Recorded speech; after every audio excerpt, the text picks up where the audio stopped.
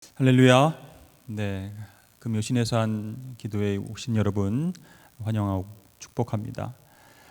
사실 주말이 시작되는 이 시간에 하나님께 예배한다는 것, 기도한다는 것 쉽지 않습니다. 그러나 하나님께서 우리를 사랑하셔서 이 자리로 불러주셨습니다. 다른 것 신경 쓰지 아니하고 또 하나님 말씀에 집중하고 하나님 주신 은혜를 사모할 때에 귀하고 풍성한 은혜가 우리에게 임할 줄로 믿습니다. 오늘 제자입니까? 라고 하는 제목으로 함께 말씀을 나누고자 합니다. 누구나 한 번쯤은 우리 친한 친구나 또 우리 부부나 형제 간에 사소한 말다툼으로 인해서 좋았던 관계가 틀어지는 그런 경우가 있죠. 정말 좋은 관계를 유지하다가 말 한 번 잘못했다가 사소한 다툼 한 번 했다가 그 관계가 한순간에 흐트러지는 것을 경험해 보았을 것입니다. 그러면 어떻게 되죠? 괜히 이제 다음에 만나는 것도 어색해지고 말하는 것도 좀 힘들고 침묵이 흐릅니다. 그냥 멀찌감치 떨어져서 말 안 하는 것이 제일 좋은 방법이죠. 그래서 정말 좋았던 관계 속에서 이제 앞으로 뭘 같이 하자 이런 계획도 이제 다 무너지게 되는 겁니다. 먼저 사과하고 또 오해를 풀려고 하다가도 자꾸 생각하면 막 분한 거예요. 시시비비를 가리면 내가 옳고 저 사람이 틀렸는데 아직도 그걸 못 받아들여? 자기가 먼저 나한테 얘기해 줘야지. 왜 내가 먼저 얘기하길 바래? 이렇게 둘 중에 한 명이 정말 명백하게 실수를 했거나 잘못을 했다면 그 관계의 실타래를 잘 풀 수 있는 가능성이 있지만 둘 다 자기가 잘했다. 둘 다 나는 한사코 잘못한 것이 없다. 이렇게 팽팽하게 주장을 하면 어떻게 돼요? 그 긴장 관계는 아주 깊어지는 거예요. 그리고 어색한 침묵의 시간이 계속 흐를 수 있다는 겁니다. 더구나 상대방이 정말 믿었던 사람, 존경했던 사람, 그런 사람이라면 더 힘들어질 수 있는 것이죠. 아니 그분이 어떻게 나한테 이럴 수가 있지? 하면서 평소에 쌓아뒀던 신뢰와 존경과 사랑의 마음이 다 무너지고 관계가 이제 힘들어지게 되는 거죠. 자, 오늘 본문 말씀을 보면요, 3년 동안 동고동락했던 예수님과 제자들 사이에서 말다툼이 있었습니다. 특별히 어떤 관계였어요? 사랑과 존경의 그런 관계였죠. 제자들은 예수님 바라볼 때 그런 마음으로 예수님 대했죠. 그 스승과 제자의 관계였기 때문에 말다툼이 한번 일어나니까 굉장히 어색했던 침묵이 계속 지속이 되는 겁니다. 오늘 28절 말씀에 보면요, 이 말씀을 하신 후 8일쯤 되어 이렇게 나와 있죠. 여기서 이 말씀이 무엇일까요?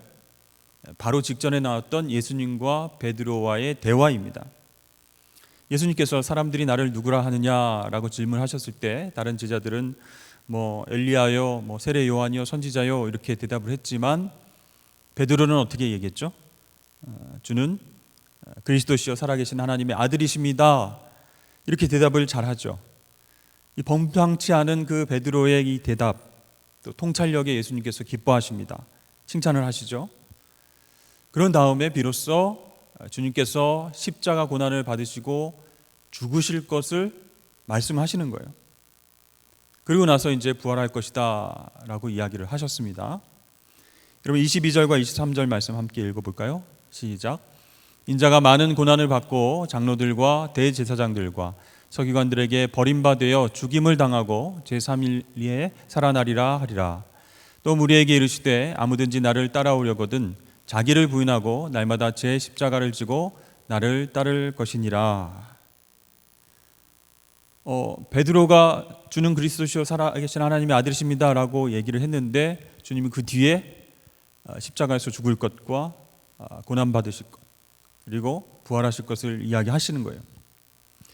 죽임을 당하는 건 뭐고 3일 만에 다시 살아난다는 얘기는 도대체 무슨 말씀입니까? 그리고 날마다 자기의 십자가를 지고 그리고 그 길로 나가야 된다라는 말은 또 무슨 뜻입니까? 이게 이해가 되지 않는 거예요.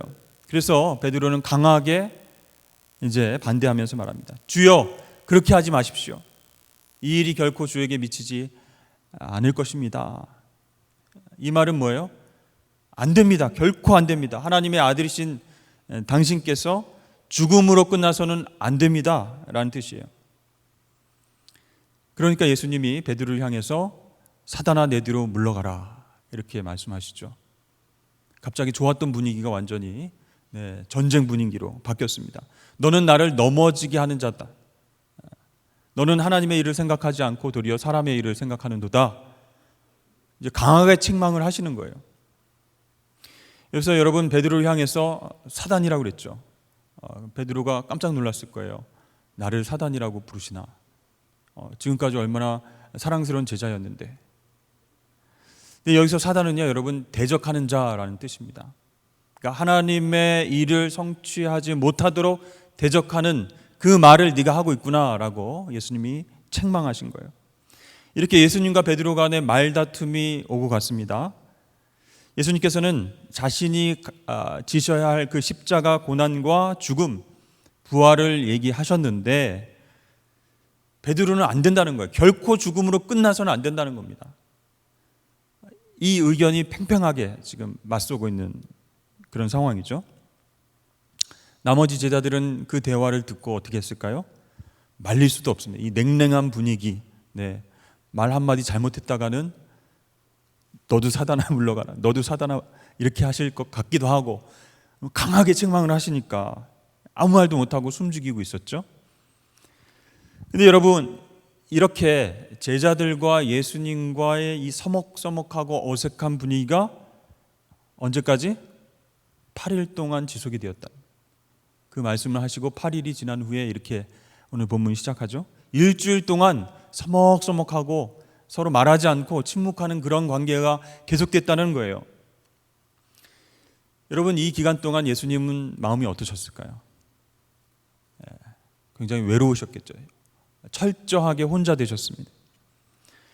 제자들도 자신의 그 십자가의 길을 지지하면서 힘을 실어주고 하나님 뜻을 완성하기 위해서 돕는 역할을 하는 것이 아니라 결코 안 됩니다. 주님 죽음으로 끝나면 안 됩니다. 지금 메시아로서 해야 할 일이 있습니다. 로마 군사들을 다 엎으시고 유대인의 왕이 되셔야 되는데 절대 안 됩니다. 십자가에서 죽는다는 얘기 다시 한번 하시지 마십시오. 이렇게 제자들이 반대를 하니까, 아니 그 십자가 구속의 길을 이해하지 못하니까 예수님이 외로움과 고독 속에서 힘든 날을 보내셨던 거예요. 8일 동안 그렇게 혼자 되셔서 기도하고 계셨을 것입니다. 여러분, 우리의 삶 가운데서도 예수님과 나의 뜻이 부딪힐 때가 있습니까? 없습니까? 있죠? 평소에 주님의 뜻대로 살려고 노력하며 열심히 신앙생활 해왔는데 정말 중요한 일을 앞두고 그것을 결정할 때에 예수님이 너 안 돼 라고 하시면 굉장히 서운한 것입니다. 주님, 이번 일만큼은 주님이 조금 착각하신 것 같아요. 틀린 것 같습니다. 그렇게 저한테 면전에다가 no, 안 돼 라고 하시면 안 되잖아요. 이렇게 주님과 말다툼을 할 수가 있어요. 거기서부터 시작해서 예수님과의 그 침묵이 계속 오래되면서 대부분 우리들은 다음 행동을 결정하게 됩니다. 내 뜻대로 밀어붙이거나 또는 이 침묵과 예수님과의 그 소원한 관계를 지속시키거나 오래도록 방치하거나 그렇게 결정을 하게 되어 있습니다. 자, 여러분, 28절 말씀을 보면요, 베드로와 이 주님과의 대화 이후에 8일이 흘렀다 이렇게 얘기하죠. 서로의 그 오해가 풀리지 않은 거예요. 아무리 설명을 해주려고 해도 이해하지 못하고 서로 안 됩니다, 안 됩니다 이렇게 이야기하고 있죠. 자, 이제 예수님께서 이 서먹서먹한 관계, 불편한 관계를 어떻게 풀어나가시는가 한번 말씀을 통해서 살펴보기를 원합니다. 자, 예수님은 8일쯤 지났을 때 베드로와 야고보와 요한을 데리고 어디로 가셨어요? 기도하러 산으로 올라가셨습니다. 네, 요즘처럼 서먹서먹하고 힘들면 밥이나 먹으러 갑시다 이렇게 한다거나, 아니면 우리 좀 가까운 찜질방 가서 목욕 좀 하고 뭐 계란도 좀 깨먹고 이렇게 좀 오해가 있으면 풀어보자, 이렇게 하실 만도 한데 8일 동안 침묵 상태를 유지하시다가 베드로와 요한과 야고보를 데리고 산으로 기도하러 올라가셨어요. 이 사복음서는요, 8일 동안 어떤 일이 있었는지 전혀 기록하고 있지 않기 때문에 그 제자들의 마음과 예수님의 마음이 어떻게 상충되고 어떻게 지금 풀렸는지 어떻게 됐는지 알 수가 없습니다. 그런데 아마 제자들은요, 그 침묵의 시간 중에 예수님께서 말씀하신 그 고난과 죽음이 우리 모두의 끝이 되면 안 된다, 이런 생각을 가지고 있었던 것 같아요. 내심 걱정하는 거죠. 여기서 예수님 죽으시면 제자들인 우리도 체포당하고 끝난다, 이런 생각들이 지배적이었겠죠. 그런 상황인데 예수님은 베드로와 야고보와 요한을 데리고 기도하러 산으로 올라가십니다. 그런데요, 놀랍게도 바로 그 산 위에서 엄청난 광경이 펼쳐지게 됩니다. 예수님이 기도하실 때에 용모가 변화되면서 그 옷이 휘어져서 광채가 반짝반짝하게 막 빛이 났다는 거예요.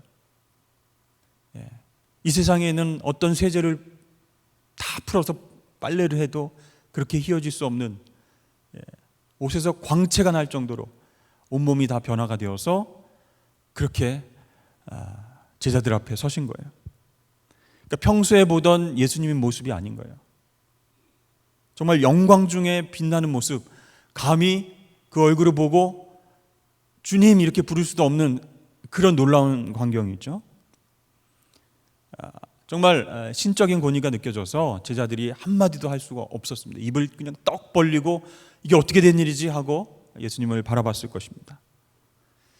또 하나 놀라운 것은요, 예수님과 대화하는 사람이 있었는데 모세와 엘리야였습니다. 자, 근데 여러분 어떻게 이 제자들이 모세와 엘리야를 알아봤을까요? 동시대 사람도 아닌데, 모세와 엘리야가 여기다가 이름표 런닝맨처럼 뒤에다가 모세, 엘리야 이렇게 붙인 것도 아니고, 어떻게 알아봤을까? 그들의 사진을 갖고 있었던 것도 아니고요, 그들의 신상 명세서나 이력서나 그걸 가지고 있었던 것도 아닌데 예수님과 대화하는 사람이 모세와 엘리야라는 것을 이 제자들이 알게 됐습니다. 여러분, 우리도 나중에 영광 중에 주님과 함께 있을 때에 서로가 서로를 알아보게 될 줄로 믿습니다. 그러니까 지금 있을 때 잘해야 되는 거예요. 여러분 얼굴을 지금 볼 때, 서로 교제할 때, 신앙생활할 때 지금 잘해야 됩니다. 주님 영광 가운데 같이 만나게 될 때 이렇게 하면서 다 알아보게 된다는 거죠. 여러분, 이 장면은요, 나중에 우리처럼 평범한 사람도 주님과 같이 영광 중에 함께 있을 수 있다라고 하는 놀라운 진리를 보여주시는 장면입니다.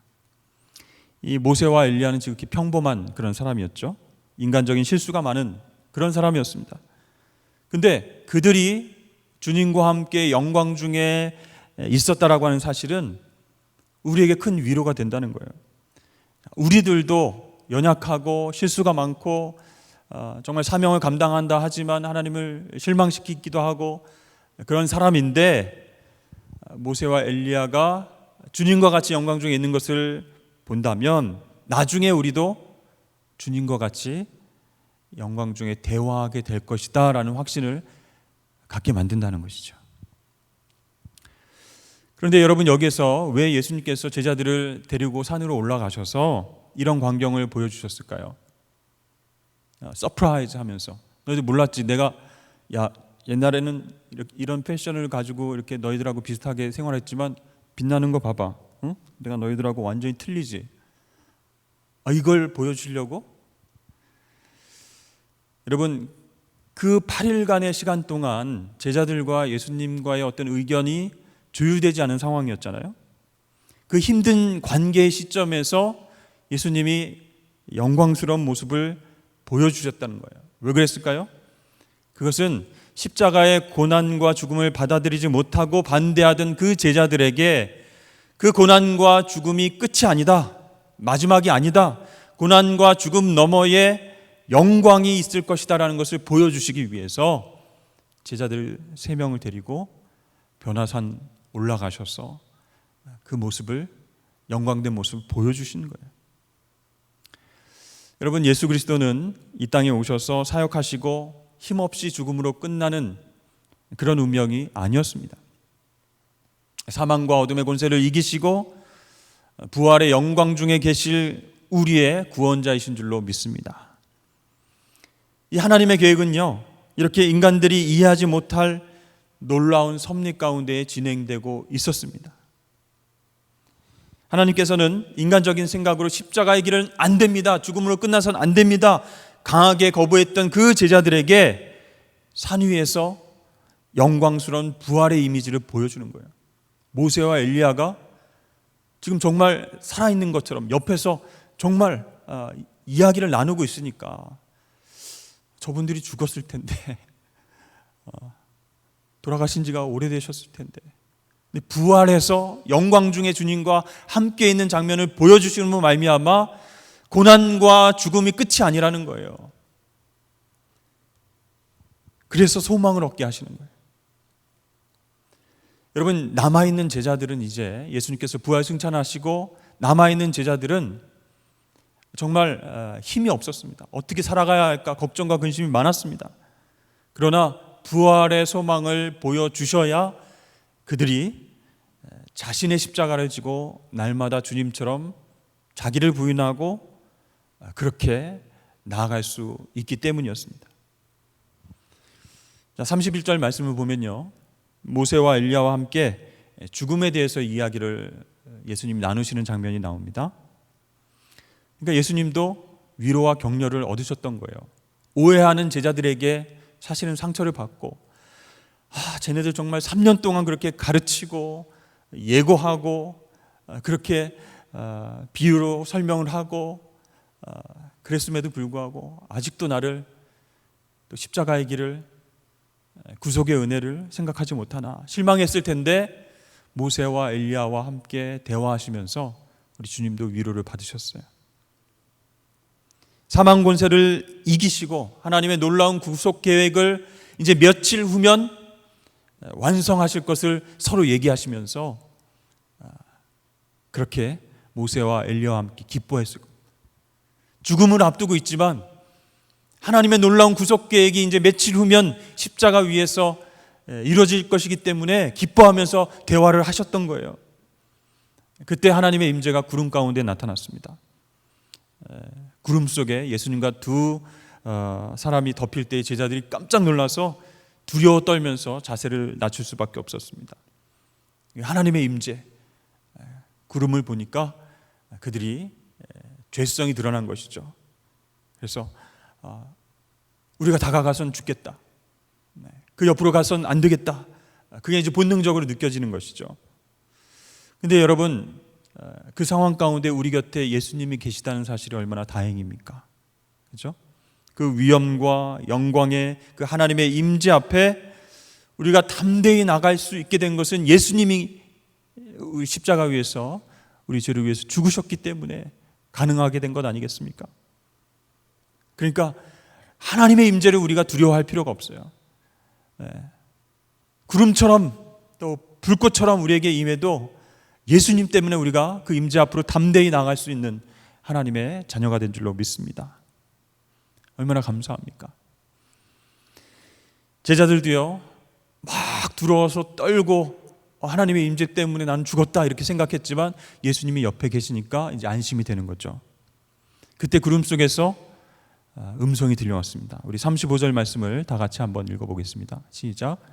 구름 속에서 소리가 나서 이르되 이는 나의 아들 곧 택함을 받은 자니 너희는 그의 말을 들으라 하고. 자, 하나님의 음성이 구름 가운데에 하나님의 놀라운 영광의 임재 가운데에 하나님의 음성이 들렸는데 베드로와 야고보와 요한에게 직접 막 들리는 겁니다.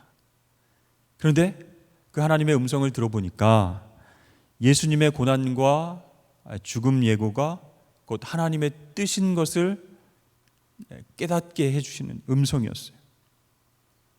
하나님께서는요, 특별히 예수님이 베드로에게 그 하신 말씀이 내 아들의 말이니 너희들은 순종해라, 그 말대로 순종하라, 이렇게 직접적으로 말씀하셨어요. 어떤 말이에요? 누구든지 예수를 따라오려거든 자기를 부인하고 날마다 제 십자가를 지고 예수 그리스도를 쫓을 것이니라. 그 말에 순종하라는 거예요. 여러분, 베드로가 어떤 마음이 들었을까요? 십자가에서 끝나는 것은 말도 안 되는 일입니다. 예수님 죽음으로 끝나서는 안 됩니다 라고 부득부득 강력하게 예수님 앞에서 소리쳤지만 하나님의 음성을 통해서 십자가가 하나님의 뜻이라는 거예요. 그리고 자기를 부인하고 날마다 자기의 십자가를 지고 예수님을 쫓아가야 제자의 삶을 살 수 있다라고 말씀하시는 거예요. 여러분, 여기서 우리 제자의 본질적인 모습이 무엇인가를 생각하게 됩니다. 제자는요, 여러분, 예수님의 뒤를 따르는 사람이잖아요. 예수님은 어떻게 행동하셨어요? 자기 부정과 순종입니다. 그게 있어야 예수님의 제자된 삶을 살 수 있는 거예요. 내 자아가 살아있다, 내 계획과 내 뜻과 내 교만과 그게 아직도 살아있다, 제자로서의 삶을 살지 못합니다. 불순종하게 됩니다. 주님께서 나에게 어떤 말씀을 주셔도 그건 아니지 않습니까? 네. 이렇게 불순종하게 되는 거예요. 여러분 제자훈련 혹시 받으셨습니까? 우리 산성교회 제자훈련 열심히 하셨는데 그럼에도 불구하고 우리가 불순종할 때가 많아요. 그 불순종의 원인의 대부분이 무엇일까요? 여전히 내가 살아있기 때문입니다. 여전히 내 자아가 살아있기 때문이에요. 그래서 자기를 부인하고 내려놓는 게 너무너무 힘든 거예요. 베드로가 한 번은 밤새도록 고기를 잡으려고 노력했는데 한 마리도 못 잡았잖아요. 그래서 그물을 깃고 이제 조금 쉬었다가 이제 또 날이 저물고 오후가 되면은 다시 고기를 잡으려고 했는데 예수님이 떡하니 다가오시더니 그물을 깊은 데로 한번 던져봐라 이렇게 얘기를 하셨습니다. 근데 막 마음 같아서는요, 너 이렇게 얘기를 하고 싶어요. 당신이 뭔데? 이렇게 얘기를 하고 싶은 마음이 막 여기까지 왔어요. 자존심이 상했어요. 왜냐하면 예수님은 목수 출신이고 자기는 어부 출신이잖아요. 네, 물의 온도와 또 고기가 어디에 잘 자라, 또 많이 몰리는지 습성을 알고 있고 때와 시간과 장소를 알고 있는 어부한테 와서 지금 깊은 데로 가서 그물을 내리라, 자존심 상하는 말이에요. 여러분, 이렇게 자아가 살아있으면 순종하기가 어렵다는 거예요. 제자가 되기 힘들다는 거예요. 그러나 예수님의 말씀대로 순종하기로 결심을 했을 때 기적을 경험하게 되죠. 사실 베드로의 장모를 치료해 주신 적이 있습니다. 열병 때문에 장모가 막 거의 죽어가는데 예수님이 고쳐주셨어요. 그래서 그래, 장모의 병도 고쳐주셨는데 한번 순종해 보자, 이런 마음이 들었을 수도 있습니다. 자존심과 막 자아가 막 살아나서 거기에다가 깊은 곳에다 그물을 던지면 안 된단 말이에요 하고 얘기하고 싶었지만 순종했습니다. 그때 놀라운 경험을 하죠. 천지 만물을 창조하시고 다스리시는 그 주님의 권세와 영광을 그 자리에서 목격하게 됩니다. 막 수많은 물고기가 햇빛을 받아서 바짝바짝 막 튀어다니고 있는데 막 자기 배에서 막 넘쳐나고 있는데 와, 기쁘다 이게 아니라 막 두려운 거예요. 무서운 거예요. 저분이 과연 누구신가? 그렇게 순종하면서 제자의 길을 걸어갔던 베드로였지만 그 순종이 계속되었으면 좋았으련만 베드로는 어떻게 했어요? 십자가 사건 직전에 예수님을 3번이나 부인했습니다. 모릅니다. 저 사람이 누군지 모릅니다. 3번이나 부인하죠. 자기 자신을 부인하지 못하고 예수님을 부인해버렸습니다. 자, 이렇게 제자임에도 불구하고 우리가 순종과 불순종 사이 왔다 갔다 하면서 갈등하면서 힘들어 할 수 있어요. 베드로는 근데 어떻게 그것이 회복되었죠? 부활하신 주님께서 다시 찾아오셨어요. 아이고, 저것들 내가 저럴 줄 알았어. 내가 한번 순종해가지고 뭐 잘하려나 했는데 나를 모른다고 그것도 3번이나 부인해? 이러면서 내가 손절하고 너희들 다시는 내가 만나게 뭐 흥칫뽕이다 막 이러면서 막 예수님이 아예 그냥 관계를 끊어버리실 수도 있는데 부활하신 주님 찾아오셨어요. 찾아오셔서 뭐라고 말씀하세요? 요한의 아들 시몬아, 내가 나를 사랑하느냐? 몇 번 물어보셨어요? 3번 물어보셨습니다. 뭐 강조하기 위해서 3번 물어보셨을까요?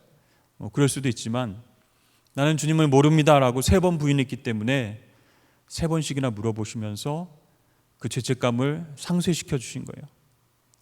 요한의 아들 시몬아, 네가 나를 사랑하느냐? 예, 사랑합니다, 주님. 요한의 아들 시몬아, 네가 나를 정말 사랑하느냐? 예, 사랑합니다, 주님. 3번씩이나 물어보셨어요. 3번 부인한 베드로의 그 상처와 죄책감을 없애주시기 위해서, 상쇄시켜 주시기 위해서 주님이 배려하시는 거예요. 사랑으로 감싸주시는 거예요. 괜찮다라고 말씀해 주시는 거예요. 그리고 나서 내 양을 먹이라, 내 양을 치라, 이렇게 사명을 주셨습니다. 여러분, 이렇게 주님의 제자가 되는 그 길이 쉬운 게 아니죠. 제자 한 사람 만들어지는 과정이 이렇게 어렵습니다. 베드로가 아주 힘든 사람이라서 그랬을까요? 못 배워서 그랬을까요? 아니에요. 우리 인간 본성에 다 그런 것들이 있어요. 불순종하고 싶어요. 주님의 뜻과 내 뜻이 부딪히면 일단 아니라고 하고 싶어요. 그래서 여러분, 내 자아를 십자가에 못 박고 내려놓고 순종하는 게 그렇게 어렵다는 것입니다. 여러분들은 예수님의 제자로서 지금 잘 살고 계십니까? 말씀에 순종하면서 살아가려고 노력하고 계십니까? 코로나 시대 예배도 잘 확인이 안 되고 우리가 신앙생활하는 것 체크하는 사람도 없고 그러니 나중에 회복되면 주님의 제자로서 한번 살아보겠습니다. 혹시 이렇게 하고 계십니까? 여러분, 이 순종이 정말 어려운데요. 이 순종의 클라이막스는 무엇이냐면 사랑하는 주님과 고난까지도 함께하는 것이 바로 순종의 정말 절정이라고 할 수 있어요. 내 의견과 똑같아서 주님을 따르는 것이 순종이 아니라 내 의견과 틀리더라도, 내 뜻이 아니더라도, 고난이 따르더라도 우리 주님을 전적으로 신뢰하고 나아가는 것이 바로 순종인 줄로 믿습니다. 그래서 순종하는 사람들은요, 결국에는 이렇게 얘기해요. 예수님밖에 대안이 없습니다. 다른 방법 없습니다. 예수님밖에 대안이 없습니다. 두 손 두 발 다 들고 그렇게 고백하는 것이 순종하는 사람의 특징이라는 거예요. 여러분, 우리가 왜 주님 가시는 길에 주님을 따라간다라고 하면서 하나님 나라를 위해서 사명 감당한다고 하면서도 왜 가다가 멈추고 왜 가다가 머뭇머뭇거리고 옆에 길을 바라보고 그렇게 하죠? 왜 순종과 불순종 왔다 갔다 하면서 고민하게 됩니까? 아직도 내 계획이 있어서 그래요. 아직도 내 생각이 살아있기 때문이에요. 내가 옳다라고 하는 그 교만이 주님의 말씀과 주님의 생각보다 더 높은 교만이 있기 때문이에요. 주님의 뜻과 부딪히게 되면, 상충되게 되면 결코 자신의 의견과 계획을 부정할 수 없기 때문에 왔다 갔다 하는 겁니다. 순종은 하고 싶은데 막상 그렇게 주님의 뜻과 부딪히게 되면 막 싸워보려고 하는 거예요. 주님, 자녀 교육에 관해서는 제가 더 잘 알지 않겠습니까? 물론 주님이 주신 자녀인데 내 뱃속으로 난 내 아이입니다. 얘 성격, 얘 특징, 얘 달란트 제가 더 잘합니다. 신앙교육은 나중에도 할 수 있어요. 그런데 지금 내신 등급 놓치면 주님 책임지실 거예요? 이렇게 이제 얘기를 하죠. 대놓고는 얘기 안 합니다만 여러분 속으로 그렇게 얘기를 해요. 주님, 이번에 정말 중요한 사업 투자건이 있습니다. 정말 내가 몇 달 동안 고민하고 준비하고 그렇게 계획한 프로젝트인데 이번 기회 놓치면 저는 정말 망해버립니다. 절대 포기할 수 없습니다. 주님 도와주셔야 됩니다. 모른 척하면 안 됩니다. 나중에 실패하면 주님 때문이에요. 이렇게 주님이 가만히 계신데 막 혼자 막 이렇게.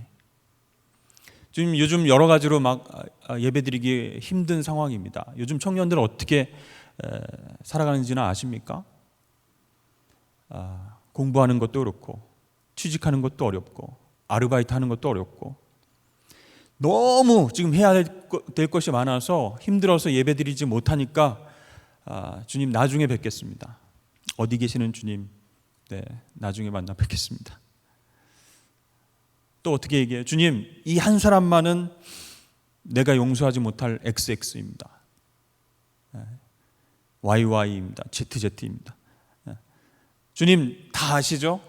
저를 얼마나 힘들게 하는지 이 사람 정말 용서하고 사랑하라 라는 그런 얘기 하지 마십시오.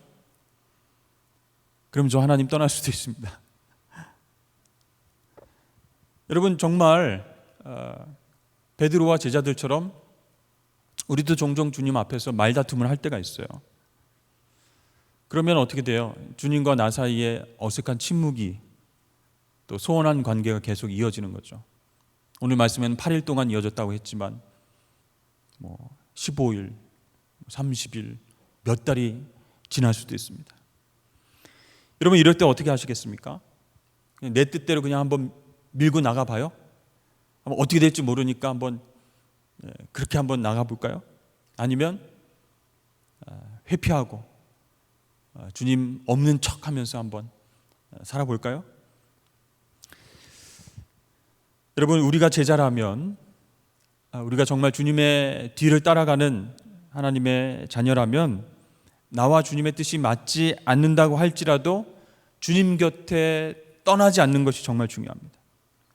그 옆에서 내 권리를 포기하고 그분의 말씀에 순종해야 역사가 일어나는 거예요.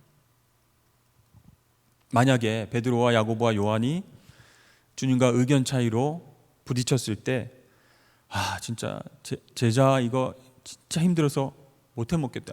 우리가 아내도 버리고 자녀도 버리고 다 버리고 주님을 따랐는데 지금 십자가에서 끝낸다고 하면은 우리는 뭐야 이거 거지가 되는 거야. 얻는 걸 하나도 없잖아. 이렇게 하면서 돌아갑시다. 집으로나 갑시다.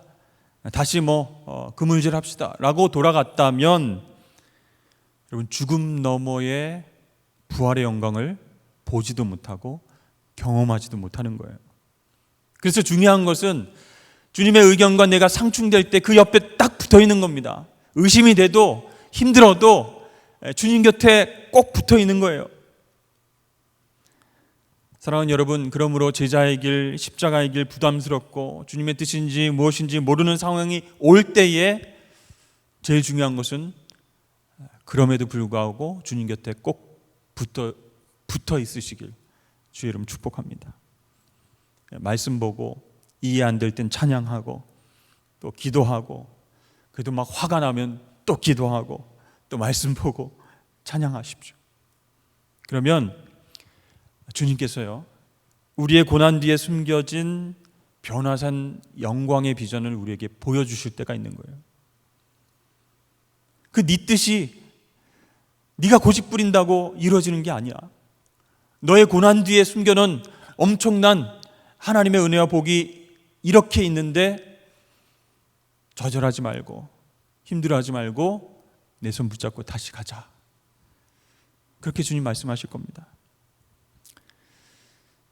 제가 어렸을 적에 이제 잠깐 기억이 나는데 정말 좋아하는 장난감이 있었어요. 그런데 그 장난감을 가지고 놀기가 두려운 거예요. 왜냐하면 제 밑에 이제 여동생이 다른 것을 가지고 놀 때는 상관이 없어요. 그런데 내가 제일 아끼는 장난감을 가지고 놀 때는 어디서 그냥 발견했는지 후다닥 달려와서 달라는 거예요. 막 울며 불며 달라고.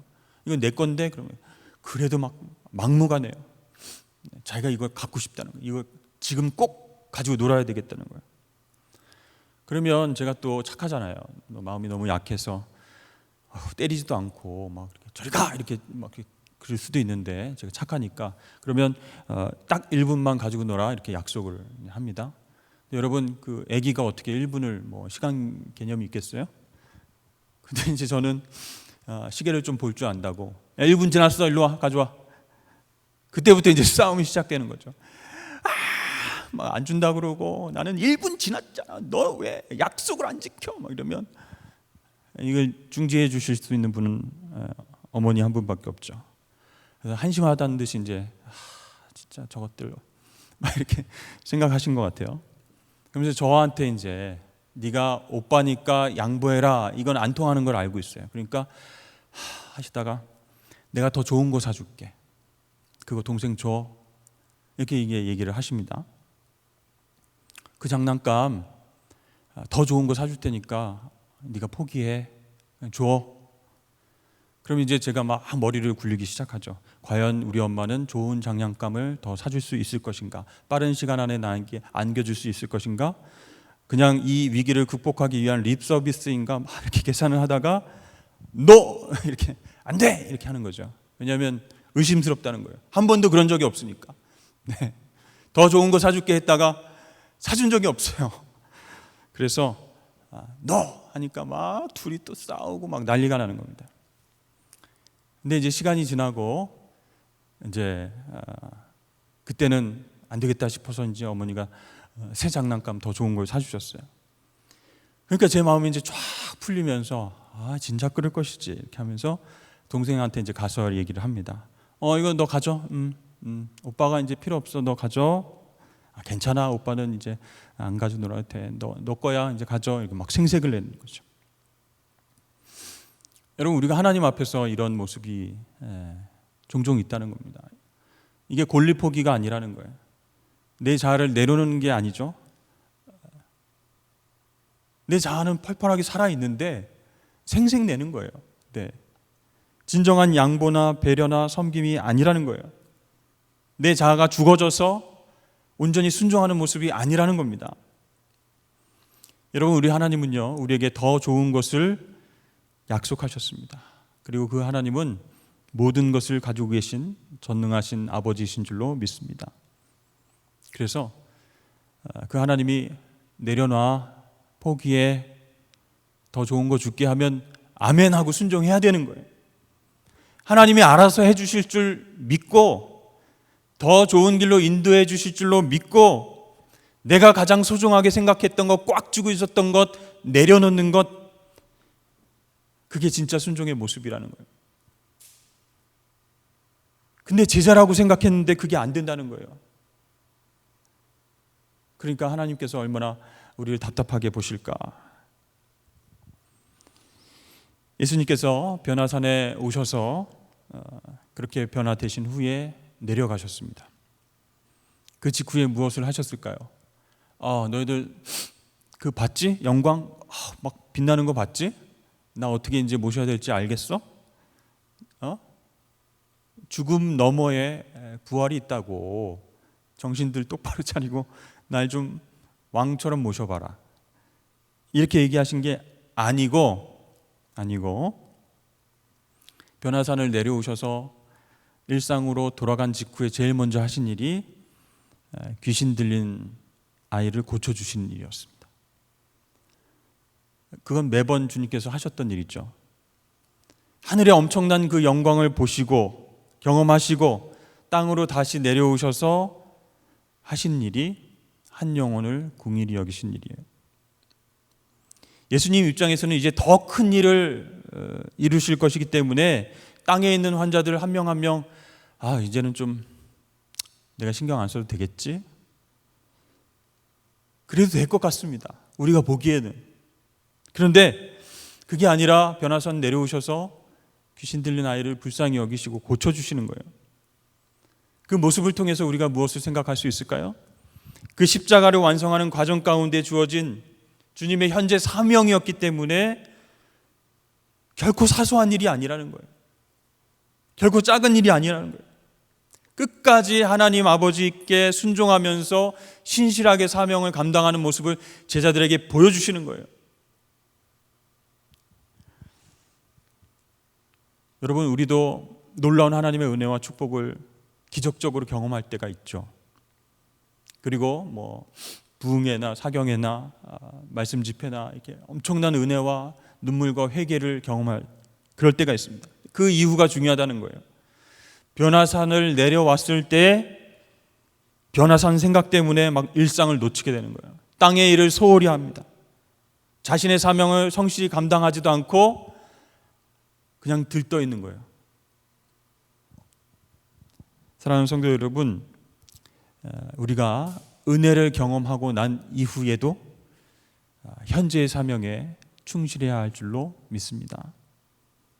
그것이 제자의 길이고요, 복된 길이에요. 주님께서 늘 함께 하시는 길이에요. 여러분, 오늘 말씀을 통해서 우리는 제자로서의 삶의 자세를 살펴봤습니다. 가만히 보니까 이 제자로서 성장하는 4단계가 있는 것 같아요. 첫 번째는요, 주님과 함께 동행하고 먹고 마시고 대화하는 단계입니다. 이런 삶이 없으면, 말씀 읽고 기도하는 삶이 없으면 예수님이 뜻이 무엇인지, 그분과 일치하는지 상충하는지 알기도 어렵습니다. 대화하지도 않는데 어떻게 싸울 일이 생기겠습니까? 그래서 제자로서 또 삶을 살아갈 때 첫 번째 단계는 주님과 동행하면서 매일 대화해야 됩니다. 말씀을 읽고 기도하면서 대화하는 단계. 두 번째는 그런 대화 중에 부딪히는 부분들이 있다면 끝까지 그 옆에 붙어 있으면서 순종하는 단계예요. 근데 불순종하고 싶은 마음이 있지만 일단 순종하면 그때는 잘 모르지만 나중에 시간이 지나면 하나님의 뜻을 알게 됩니다. 주님의 때를 기다리는 자에게 그런 영적인 유익을 주시는 거예요. 그래서 두 번째 단계는 잘 이해되지 않아도 주님 곁에 꼭 붙어 있는 것. 세 번째는 주님의 뜻에 순종하는 자에게 영광과 소망을 바라보게 하신다는 거예요. 변화산에서 엄청난 그 부활의 주님을 바라보게 하셨듯이 우리에게도 말씀하시는 거예요. 이게 끝이 아니다. 네. 사랑하는 내 아들아, 내 딸아, 걱정 근심하지 말아라. 나는 너를 위해서 더 좋은 계획을 갖고 있다. 그렇기 때문에 날마다 너는 자신을 부인하고 나의 길로, 십자가의 길로 함께 걸어가자. 그 말씀을 듣는 단계, 그 단계가 와야 되는 거예요. 마지막 단계는요, 그 비전과 소망의 시간을 경험하고 나서 이제 일상으로 돌아와서 현재의 사명에 더 충실하게 임하게 된다는 거예요. 주님은 결코 고난과 그 죽음의 길을 뛰어넘어서 부활로 가지 않으셨습니다.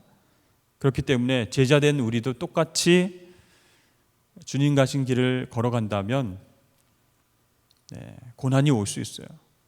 통과해야 됩니다.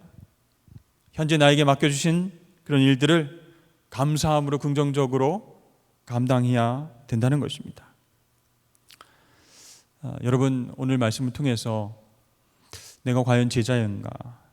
주님의 길을 따라가고 있는가? 머뭇거리지 말고 뒷걸음치지 말고 좌우에 유혹되는 그런 길들을 바라보지 않고 그냥 주님과 동행해서 갈 수 있을까? 근데 여러분, 내 계획과 뜻이 아닌 전능하신 하나님의 계획과 뜻을 바라볼 때 우리 부족하지만 주님의 길을 갈 수 있습니다. 제자의 길이 험하고 고된 길일지라도 예수님밖에 대안이 없는데 어떻게 해요? 그분을 따라가야지. 그게 순종이라.